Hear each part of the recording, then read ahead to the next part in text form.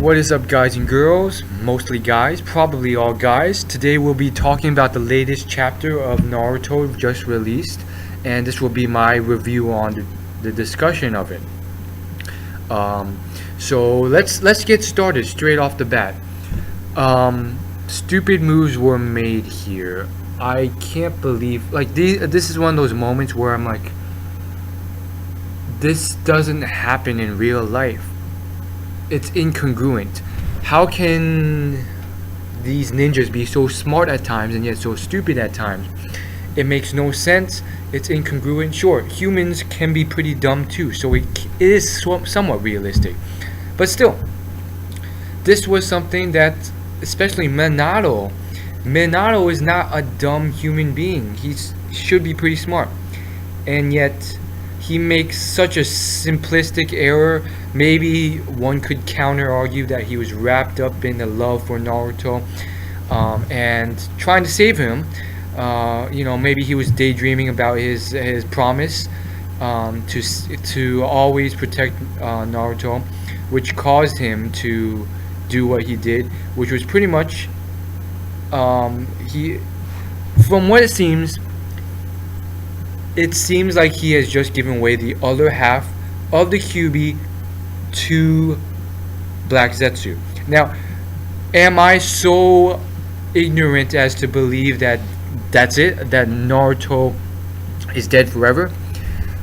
Obviously not. The name of the series is Naruto. I don't think him dying here would be a just ending.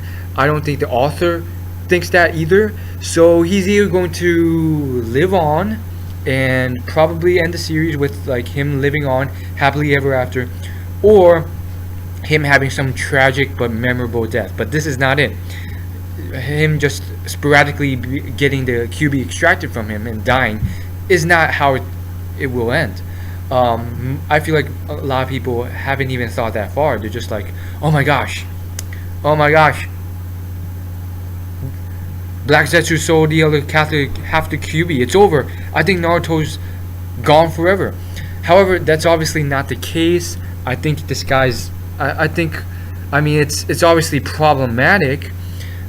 I mean, if I were in that scenario, I'd be like, what am I gonna do? We now have to fight Madara and Black Zetsu to get back this QB in a short amount of time before Naruto dies, or find out some other way of doing so. So it was a stupid mistake. He sort of unleashed the other half, and then Zetsu stole it. Other than that, the rest of the chapter is fairly straightforward. I think based off the foreshadowing and the specific way it's done, it's kind of obvious at this point after reading so much Naruto. But maybe I'm wrong. Based on the foreshadowing, I believe that this mysterious figure who has stepped close to Sasuke is a good person. Why? Because he's depicted so harshly as a bad person, and me knowing how Naruto works, most likely it's a good guy. It's one of those plot twisters. Gotcha. You're reading through it and it's like, gotcha. Nope, this is a good guy who is standing next to Sasuke, and he's really, really strong, and this is how we're going to turn the tides. So that's what we're thinking. Who knows who it's going to be? Maybe it is Sasuke himself. Probably not. Otherwise, Karen would have sensed it. There's no misinterpreting Sasuke's power. I'm still kind of shocked that Sasuke, of all people, regardless of how strong Madara's become, Sasuke to just get, one shot stabbed by Madara. That's it. That's the end of the fight. Ridiculous, honestly, in my opinion. By his own sword, too. And the rest of this chapter is pretty straightforward. The only other key thing would be what Madara spits out. Oh, and another thing with Madara's missing his eye. Well, he has one eye. I don't know what went on with the other eye. You guys know that I've been complaining about the fact that the Sharingan and the Rinnegan, it doesn't make scientific sense. You can't just pop in eyes like that and all the nerves connecting it will just be automatically regenerated and reestablished perfectly and flipped. Do you realize that the eye is made in a way so that everything you are seeing is upside down, and then it goes into that visual upside down image, gets to your brain, and then your brain flips it right side up. It's a lot of medical science jargon and information. So for like regardless, I know it's Naruto, it's magic, but still, I'm a little irked by that fact where Madara's just constantly popping in eyes, popping them back out, ridiculous. Um, However, more important than that, Madara is still missing his other eye. Maybe that's. Can someone explain that? Is that already explained? Madara is missing one eye. He's keeping it closed. His other eye has the Rinnegan now. I guess his Sharingan doesn't work anymore since he's in Sage mode. So I'm assuming he's missing that other eye because he's missing that part of the QB, and so now he's come to retrieve that to achieve full Sage mode. Now I really think let's go to the big picture here. I really think it doesn't make sense that the Sage would leave like all these materials behind so that one day some random person will be able to assemble it all together and just have all of the Sage's powers for his own disposal. And on top of that, use them to take over the world. Probably he didn't intend that. Maybe he it's pretty clear that he wanted the ten-tailed beast locked up forever, and so forth.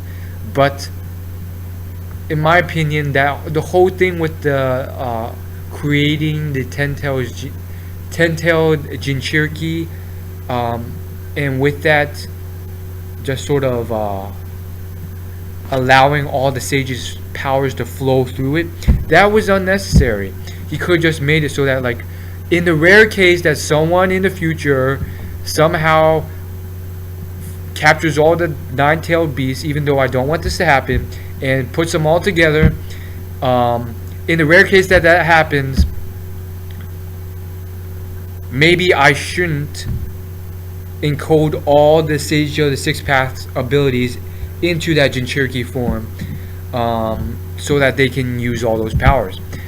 So it's been confirmed that the Sage is dead.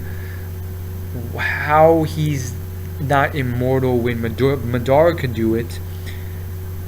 I mean, okay, technically Madara couldn't, but then technically we have Ito Tensei here, which is technically the second Hokage's ability, but that's technically one form of immortality, not the first in Naruto.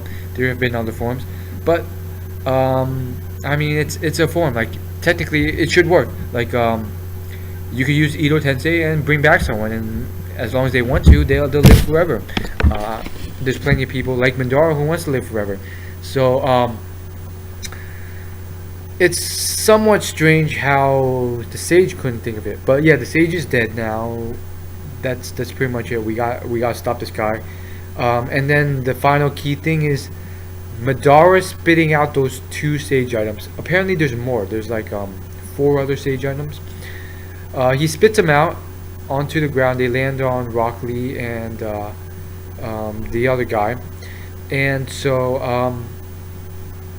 Guy Sensei, that was obviously a mistake. It's obviously depicted that these guys will use these tools, and it's obviously foreshadowed that these tools may be used as that scale tipper to possibly end this battle. It's that same old plot device where the evil villain makes a small error because he underestimates a certain thing, and that ends up causing his demise. So that's one of those things. That's probably what's going to happen. These 2 items, it seems to be like the items that were originally, like, they were already there. They were the items used by the 2 QB brothers. So we'll see what happens, really. And honestly, I think the Sage items are very, very strong in my opinion. So for them to just, for Madara to just throw these away, I mean, like, they're really, really strong. Like, if used right, they could beat a lot of really strong people. Like, they don't necessarily depend on uh, ninjutsu abilities or physical strength. They more so depend on intellect. Like, it's all about like outsmarting these weapons. So we'll see what happens. As always, like, favorite, comment, and subscribe, and recycle. See you guys later.